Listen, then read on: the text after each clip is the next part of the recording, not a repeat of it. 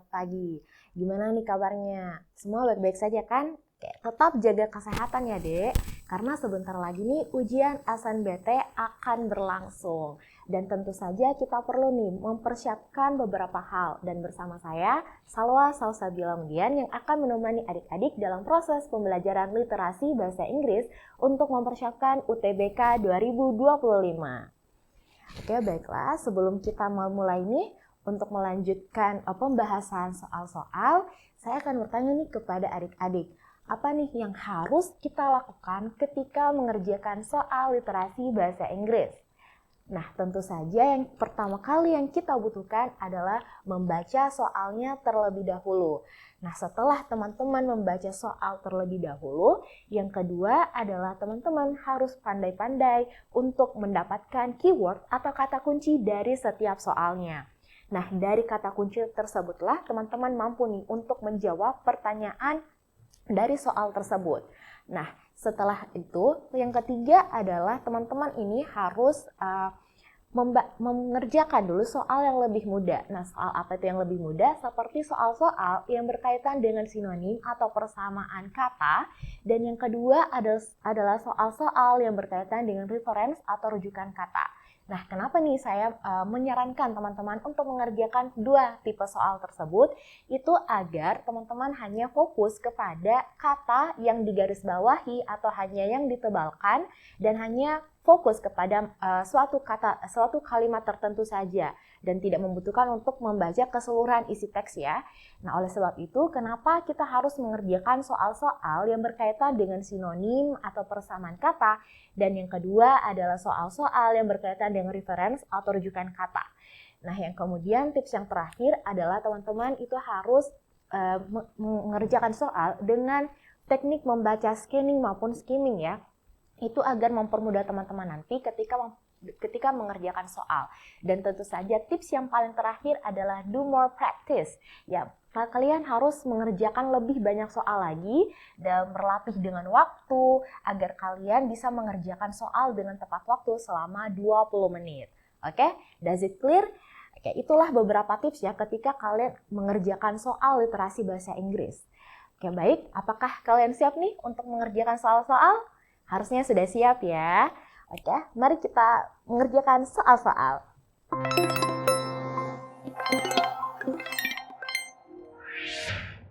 Kita mulai ya. Nah, ini ada saya kasih teks ya. Ini teks yang pertama.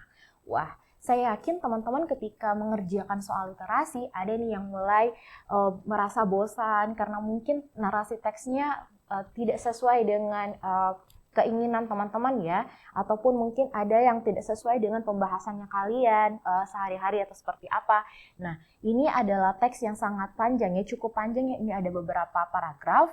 Nah, itu saya selalu katakan kepada teman-teman, mau narasinya panjang ataupun narasinya pendek, teman-teman itu harus membaca soalnya terlebih dahulu ya, baru kita baca narasi teksnya. Itu kenapa? Karena supaya bisa meminimalisir ya waktu teman-teman dalam waktu mengerjakan nanti soal literasi.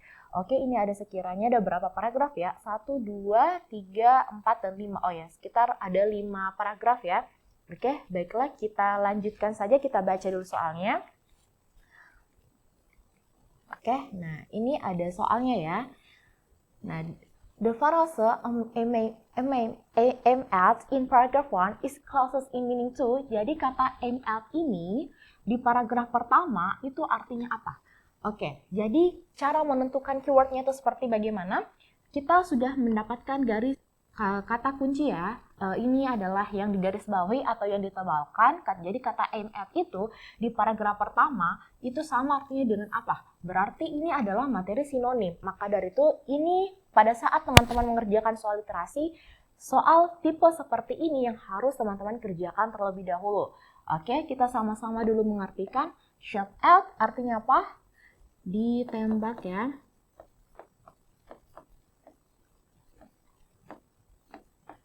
Oke, dependent on ini artinya adalah bergantung pada.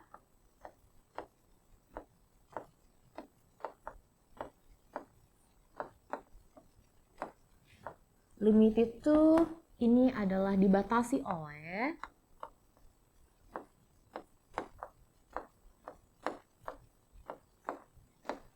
brought by dibeli oleh,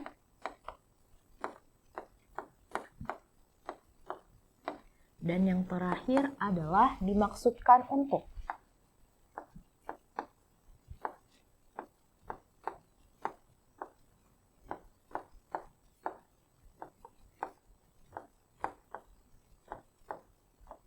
Oke, jadi saya punya beberapa tips nih untuk teman-teman ketika mengerjakan soal sinonim. Nah, tips yang pertama adalah ketika kita mengerjakan soal yang berkaitan dengan persamaan makna atau persamaan kata, ini ada 3 hal yang selalu saya ajarkan kepada teman-teman semua. Yang pertama adalah tentu saja teman-teman harus memperbanyak vocab ya. Mau tidak mau teman-teman ini harus memperbanyak kata-kata. Nah, kedua adalah ini adalah tipsnya ya, ketika kalian memang stok banget nggak bisa mengerjakan soalnya, misalnya seperti ini, ada kata aim at, ya, aim at, terus teman-teman nggak tahu nih artinya aim at apa, jadi cobalah teman-teman untuk mengartikan atau membaca kalimat yang sebelumnya dan kalimat yang setelahnya. Setelah itu saya yakin nih teman-teman akan mengerti apa sih yang dimaksud aim at ini. Ya, jadi itu tips yang pertama adalah tentu saja kita harus memperbanyak vocab ya. Ini adalah tips yang sangat saya anjurkan nih untuk memperbanyak vocab. Nah, tips yang kedua itu adalah teman-teman ketika tidak mengetahui nih pada saat mengerjakan soal apa nih sebenarnya artinya aim at ya. Jadi cobalah teman-teman untuk membaca kalimat yang sebelumnya dan kalimat yang setelahnya. Saya yakin setelah ini teman-teman akan mampu nih menentukan jawaban yang paling tepat. Nah, tips yang ketiga, tips yang tidak saya sarankan ya, tapi banyak banget nih siswa yang melakukan tips yang ketiga, yaitu menggunakan kata hati ya, menggunakan hati nurani. Ada yang bilang, Kak, ini kata-katanya, kalimatnya udah masuk nih di telinga, udah masuk nih telinga, enak untuk didengar. Aduh, kalian nggak lagi ngerjain soal listening ya, tapi kalian lagi mengerjakan soal reading ya, soal membaca. Nah, tidak menyarankan kalian untuk menggunakan kata hati. Jadi, dalam waktu yang tersisa ini menjelang UTBK, sekali lagi saya katakan tolong nih untuk adik-adik memperbanyak vocab ya, kosakata, dan yang kedua adalah ketika kalian sudah mentok sekali ya mengerjakan soal-soal literasi, baiknya kalian mengartikan kalimat yang sebelumnya dan kalimat yang setelahnya. Dan saya yakin itu teman-teman mampu nih untuk menentukan jawaban yang paling tepat kata yang digaris bawahi. Oke, does it clear? Jadi itu ya. Jadi aim at itu apa sih artinya? Di paragraf pertama itu sama artinya dengan apa? Apakah shot at, ditembak, apakah dependent on, bergantung pada, limited to, ya dibatasi oleh, brought by, dibeli oleh, atau mean for, dimaksudkan untuk. Oke, baiklah kita masuk ke soalnya ya. Kita masuk ke bacaannya. Oke. Kita lihat di paragraf pertama nih.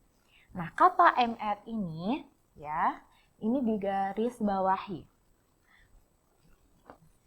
Ya, kata aim at ya di paragraf pertama itu sama artinya dengan apa?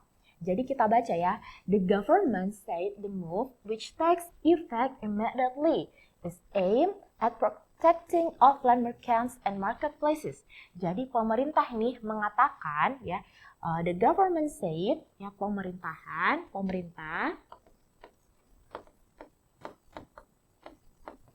ya, said ini adalah bentuk kata kerja kedua ya dari say yang artinya adalah mengatakan ya. Jadi the government said, jadi pemerintah mengatakan bahwa langkah move ini artinya adalah langkah ya, bahwa langkah ini which takes effect immediately akan memberikan dampak ya, dampak. Aim at yang dimaksudkan untuk, jadi aim at di sini artinya adalah yang dimaksudkan untuk atau yang bertujuan juga bisa. Yang dimaksudkan untuk menjaga ya atau melindungi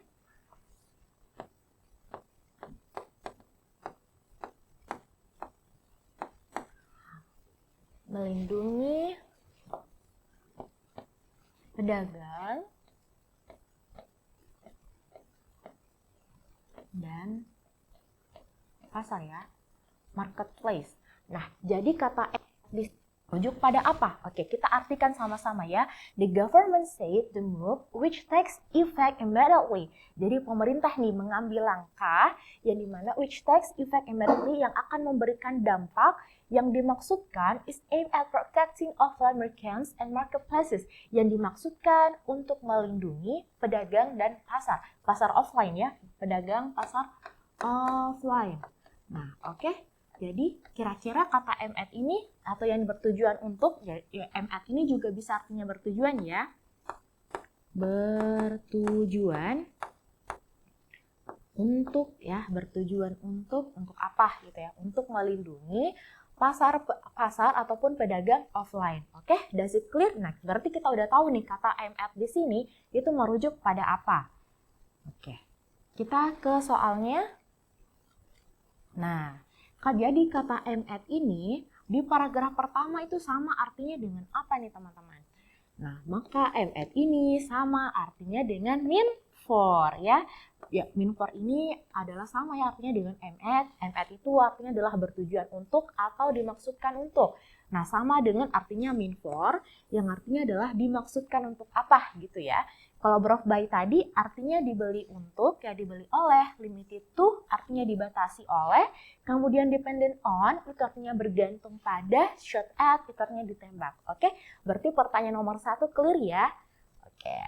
Oke, sekian dari saya. Semoga apa nih yang kita bahas pada hari ini, pengerjaan soal-soal hari ini mampu ya membantu teman-teman saat mengerjakan soal-soal literasi bahasa Inggris nanti untuk masuk ke perguruan tinggi. Oke, sekian dari saya. Wassalamualaikum warahmatullahi wabarakatuh.